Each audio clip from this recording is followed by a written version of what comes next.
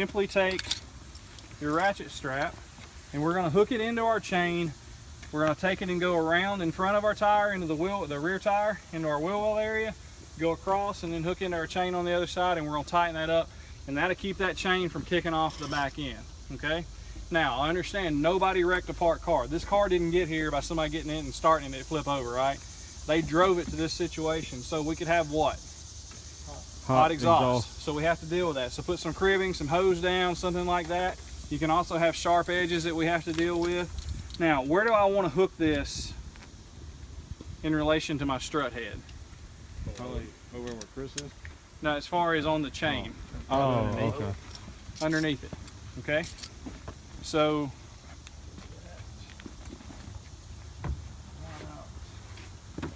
all I'm going to do is hook it into my chain underneath my strut head.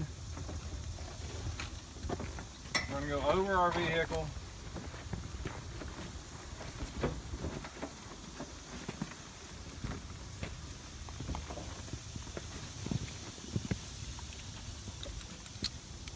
Twist.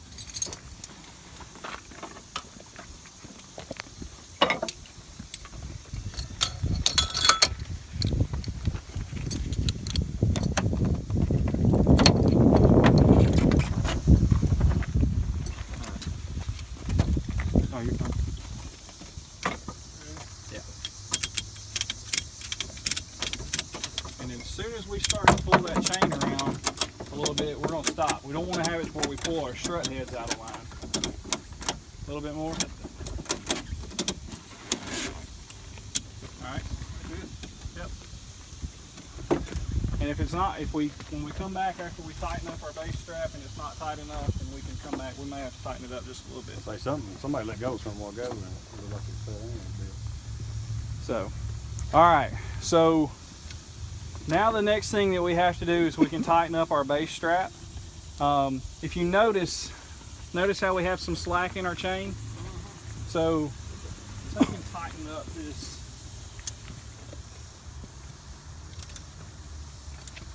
Tighten up that ratchet strap up for me. And then watch what happens to the slack in that chain. And watch what happens to our vehicle. Hold that tail straight in line with the other one so you don't get it off. There you go. And you go right in the flip. There you go. Watch what our car is doing. Going up, right? Mm-hmm. So remember, our bases are going in, the heads are going up, and because we're hooked into that chain, and now it's tightened up our chain, now we could just sit there. I mean, if you had enough leverage, you could keep doing that to lift your car, but the problem is we don't have any triangles in place yet, so our car can basically shift in between the struts. So you're good now, it's tight, let that handle all the way down. All right, and Eric, if you would tighten up our strap holding our chain on now, just to make sure it's good and snug.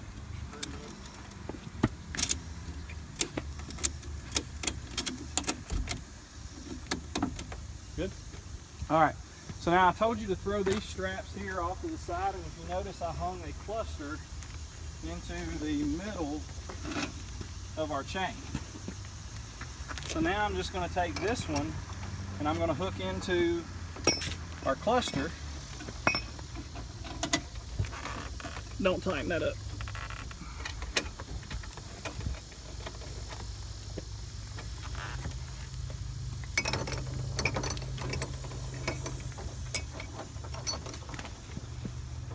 Now, just simply, all I want you to do is don't tighten up the ratchet, but just pull the slack through. Now look at what you've got when this is pulled tight.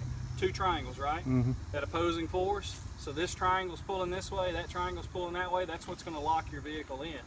Now, if you were to tighten these up before we start our lift, are you going to get any lift at all, right? So the thing that you're going to do is you're going to kind of leave them. There's no set rule for this at all.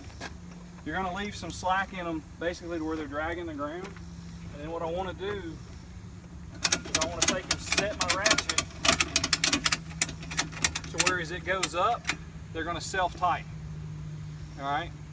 Now, let's say we're doing this lift and we're on a little bit of a grade and our vehicle starts to shift one way or another. What can I do to stop that?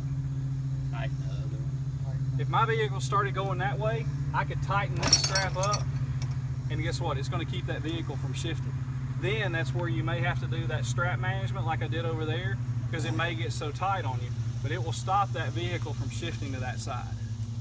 So now that we've got this in place, so I've got my triangles in place, I've got my chain secured, what's the only other way my vehicle can move? Forward. Back and forth. Forward and backwards. So if you were off-road, the easiest